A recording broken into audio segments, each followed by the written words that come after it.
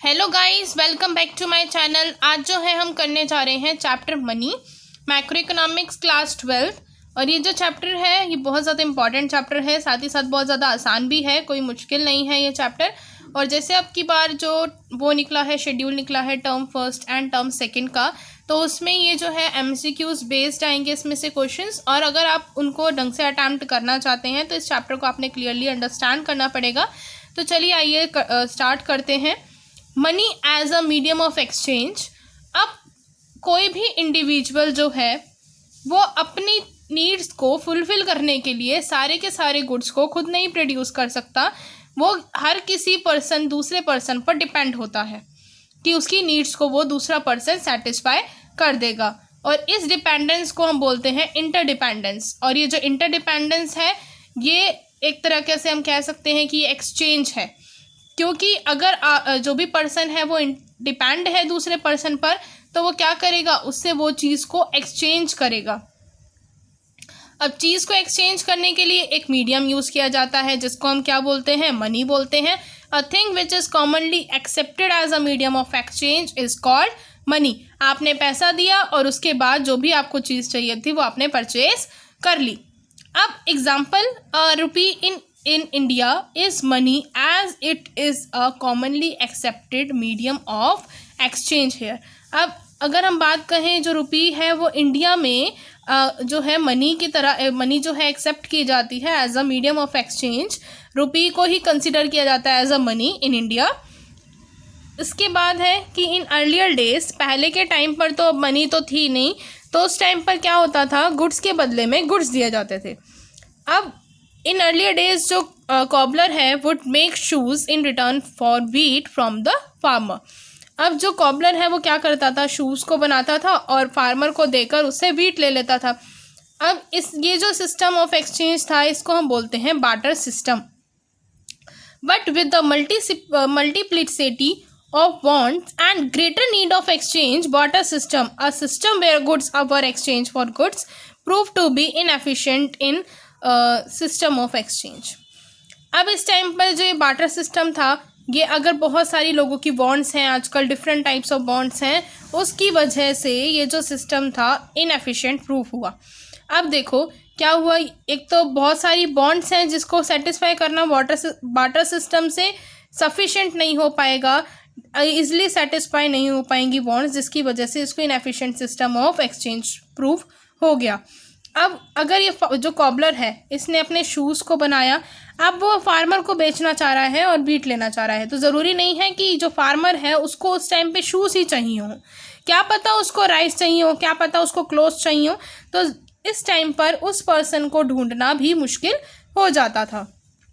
तो इस वजह से जो है मनी का इवोल्यूशन हुआ, मनी को इन्वेंट किया गया। It is then we invent money, इसलिए मनी को इन्वेंट किया गया as a common medium of exchange.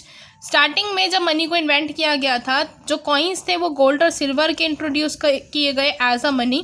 फिर उसके बाद अलॉय मेटल जो है यूज़ किया गया फॉर कॉइनेज, और अलॉन्ग विद पेपर मनी, जो आप नोट्स वगैरह यूज़ करते हैं उसको हम बोलते हैं पेपर मनी। अब के आजकल के टाइम पर प्लास्टिक मनी का यूज़ किया जाता है in the form of cash cards, या हम कह सकते हैं इलेक्ट्रॉनिक मनी का यूज़ किया जाता है by way of credit and debit cards. Debit cards और क्रेडिट कार्ड्स जो भी बैंक अकाउंट में यूज़ किए जाते हैं इनको हम बोलते हैं प्लास्टिक मनी, जो कि जो कमर्शियल बैंक्स हैं अपने कस्टमर्स को ऑफर करते हैं। अब उसके बाद आता है डेफिनेशन ऑफ मनी। आजकल के टाइम पर अगर देखा जाए तो हम लोग जो ऐप्स वगैरह भी यूज़ करते हैं ये भी एक तरीके से मनी का मीडियम बन चुका है, वो भी एक्सचेंज का मीडियम बन चुका है। लाइक पेटीएम हो गया, फ़ोनपे हो गया, इस तरह की जो ऐप्स हैं वो भी यूज़ की जाती हैं फॉर द एक्सचेंज प्रोसेस। अब definition of money, it is defined as an instrument that serves as a medium of exchange, store of value, a measure of value and a standard for deferred payments. Money को हम कह सकते हैं कि एक ऐसा instrument है जिससे हम एक्सचेंज कर सकते हैं, वैल्यू को स्टोर करके रख सकते हैं, यानी जो मनी है हम उसको आसानी से अपनी पॉकेट में रख सकते हैं, अपने बैंक्स में रख सकते हैं, तो इस तरह से हम उसको स्टोर कर सकते हैं। मेजर कर सकते हैं किसी भी चीज़ की वैल्यू को आसानी से, कि इस चीज़ की वैल्यू क्या है, लेकिन बार्टर सिस्टम में जो मेजरमेंट थी वो नहीं हो पाती थी। और डेफर्ड पेमेंट्स का भी एक तरीके से स्टैंडर्ड है। डेफर्ड पेमेंट्स यानी future payments.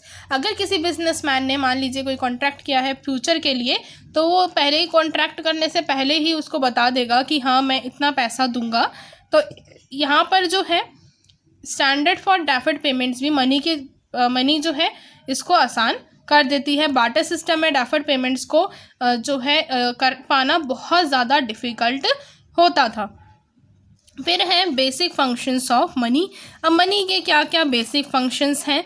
Money acts as a medium of exchange. जो मनी है एक तरह के से मीडियम ऑफ एक्सचेंज की तरह एक्ट करती है। मनी देकर आप कोई भी चीज़ खरीद सकते हैं या फिर कोई भी चीज़ बेच सकते हैं और उसके बदले में मनी को एक्सेप्ट कर सकते हैं। उसके बाद है money serves as a store of value. Money जो है स्टोर ऑफ वैल्यू को भी सर्व करती है। इसकी मदद से आप जो है अपने मनी को अपनी पॉकेट्स में रख सकते हैं, संभाल सकते हैं। उसके बाद है मनी जो है is a measure of value. Market price of goods and services is expressed in terms of money. जो भी मार्केट प्राइस होता है गुड्स का या जो सर्विसेज आप लोग लेते हैं, चाहे कैब सर्विस ले रहे हैं, डिलीवरी चार्जेस जो लगते हैं, सर्विसेज होती हैं, तो उन पर भी जो प्राइस है उन सर्विसेज का या उन गुड्स का, वो मार्केट प्राइस जो है वो भी मनी की ही फॉर्म में लिया जाता है और उसको एक्सप्रेस भी मनी की फॉर्म में ही किया जाता है। फिर है money serves as a standard for deferred payments यानी फ्यूचर पेमेंट्स।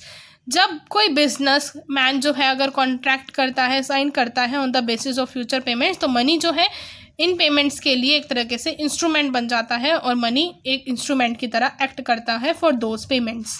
उसके बाद है barter system of exchange. Barter system of exchange जो है एज अ सिस्टम है in which goods are exchange for goods, जिसमें गुड्स को ही एक्सचेंज किया जाता है in the form of goods. अब यहाँ पे एक पॉइंट और है C2C इकॉनमी। अब C2C इकॉनमी क्या है कि C जो है यहाँ पे स्टैंड किया जाता है कि कमोडिटी, C का मतलब है कमोडिटी, और C2C इकॉनमी वो इकॉनमी है जहाँ पर जो है कमोडिटीज़ को ही एक्सचेंज किया जाता है कमोडिटीज़ में, यानी गुड्स को एक्सचेंज किया जाएगा गुड्स में। ये जो C2C एक्सचेंज है ये एक तरीके से बार्टर सिस्टम ऑफ एक्सचेंज को प्रेफर करता है या हम कह सकते हैं रेफर करता है, ये उससे रिलेटेड होता है। फिर आते हैं drawbacks of barter system and there elimination. अब ड्रॉबैक्स क्या हैं बार्टर सिस्टम के। इन ड्रॉबैक्स को एक तरीके से आप मनी के फीचर्स भी बना सकते हैं या एवोल्यूशन ऑफ मनी में इसको ऐड कर सकते हैं। Double coincidence of bonds. Double coincidence of bonds implies that at a point of time the two individuals are in possession of such goods which they are willing to exchange for the satisfaction of their wants, but it is not always simple to find a person who wants your horse and at the same time has a cow that you want to buy। अब क्या होता था कि जो double coincidence of bonds एक ऐसी problem थी कि जो गुड्स के बदले में गुड्स एक्सचेंज किए जा रहे हैं, तो ज़रूरी नहीं होता कि हर एक पर्सन को वो पर्सन मिल जाए जिससे वो चीज़ें खरीदना चाहता है। अगर मान लीजिए कोई पर्सन जो है अपना हॉर्स सेल करना चाहता है, तो उसको उस पर्सन को ढूंढना पड़ेगा कि उस सेम टाइम पर वो हॉर्स भी परचेज करना चाहे और साथ ही साथ अपनी काऊ को बेचना भी चाहे। तो वो चीज़ करना या इस पर्सन को फाइंड करना मुश्किल हो जाता था बार्टर सिस्टम में। तो इसलिए क्या हुआ, मनी का इवोल्यूशन हुआ, इसको एलिमिनेट थ्रू मनी किया गया, इसके ड्रॉबैक को एलिमिनेट किया गया बाय द मनी। अब जो मनी है, अब आजकल के टाइम पर आपने अगर कोई हॉर्स परचेज़ करना है, कोई काव परचेज़ करनी है, तो आप क्या करते हैं, डायरेक्ट मनी देते हैं और उसके बदले में परचेज़ कर लेते हैं। लेकिन उस टाइम पे उस पर्सन को फाइंड आउट करना पड़ता था कि किसको हॉर्स चाहिए और कौन अपनी काव को बेचना चाहता है। उसके बाद है lack of a common unit of value. अब जो कॉमन यूनिट ऑफ वैल्यू की भी यहाँ पे कमी थी बार्टर सिस्टम में। अब क्या था, अगर आजकल के टाइम पर आपसे कोई भी पूछे कि आपकी कार की वैल्यू क्या है, तो आप सिंपली रिप्लाई दे सकते हैं कि 5 लाख, 6 लाख, 7 लाख, 10 लाख, तो सिंपली आप आंसर दे सकते हैं। लेकिन अगर यही question barter system of exchange में पूछा जाता तो इसका आंसर देना मुश्किल हो जाता, सर्टेनली नॉट, आप दे ही नहीं सकते थे। तो सच अ सिस्टम जो है, your car would be valued in terms of, अगर आप उस टाइम पर उस सिस्टम में आपकी जो कार की वैल्यू होती वो किसके कंपैरिजन में होती, in terms of horse, cows और बुफेलोस, सिंपली ऐसे ही कहते, बट बिकॉज वहाँ पर कोई मनी नहीं थी। तो इस वजह से जो है मनी का इवोल्यूशन क्या ज़रूरी था कि कॉमन यूनिट ऑफ वैल्यू का पता चल सके। अब अगर मान लीजिए कि अगर कोई हॉर्स के, कई बार क्या होता था, अब हॉर्स लेकर क्या करते थे, वीट ले लेते थे, हॉर्स दिया और वीट ले लिया। अब क्या वीट और हॉर्स की वैल्यू सेम है? नो, सेम नहीं है। लेकिन उस टाइम पे क्या रखी जाती थी, सेम रखी जाती थी, जबकि हॉर्स की वैल्यू ज़्यादा हो सकती है। ठीक है, तो यहाँ पर कॉमन यूनिट ऑफ वैल्यू का पता नहीं लग पाता था, इसलिए एवोल्यूशन हुआ मनी का, और इस प्रॉब्लम को मनी की थ्रू एलिमिनेट किया गया। उसके बाद है डिफ़िकल्टी ऑफ फ्यूचर पेमेंट्स और कॉन्ट्रैक्चुअल पेमेंट्स।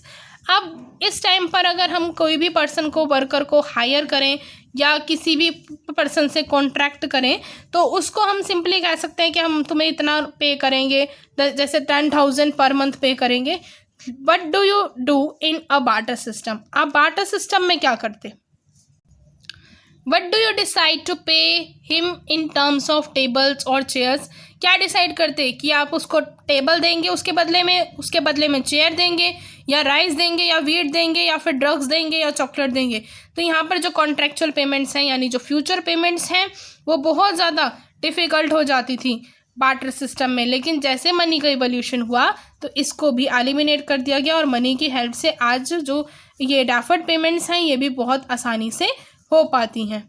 फिर है difficulty of storage of value, यानी saving and transfer of value. अब in the C2C economy saving जो है पॉसिबल हो पाती है by way of storage of goods. अगर C2C इकॉनमी में, यानी बाटा सिस्टम में, अगर सेविंग्स का बात कहें तो सेविंग्स कैसे होती थी? गुड्स को स्टोर करके रख लिया, वो सेविंग हो गई। अब गुड्स की स्टोरेज के लिए उनको बहुत ज़्यादा एक्सपेंस भी करने पड़ते थे, स्टोरेज कॉस्ट भी लगती थी, और कई बार कैपिटल लॉस होने के भी चांसेस हो सकते थे, कि जैसे नेचुरल डिज़ास्टर हो सकते हैं, लाइक कोई अर्थक्वेक आ गया, फ्लड आ गई, तो उनके सारे गुड्स डिस्ट्रॉय होने के ज़्यादा चांसेस होते थे। लेकिन आजकल क्या है कि अगर हमें कुछ सेविंग करनी है तो हम मनी की फॉर्म में उसको सेव करके रख सकते हैं। अगर हमें कुछ गुड्स को ट्रांसफ़र भी करना होता था बार्टर सिस्टम में, एक प्लेस से दूसरे प्लेस तक, तो वो भी बहुत ज़्यादा डिफ़िकल्ट टास्क होता था और एक्सपेंसिव भी बहुत ज़्यादा होता था। तो यहाँ पर मनी का इवोल्यूशन हुआ, और जो स्टोरेज है और जो ट्रांसफ़र ऑफ वैल्यू है वो भी बहुत ज़्यादा आसान हो गई।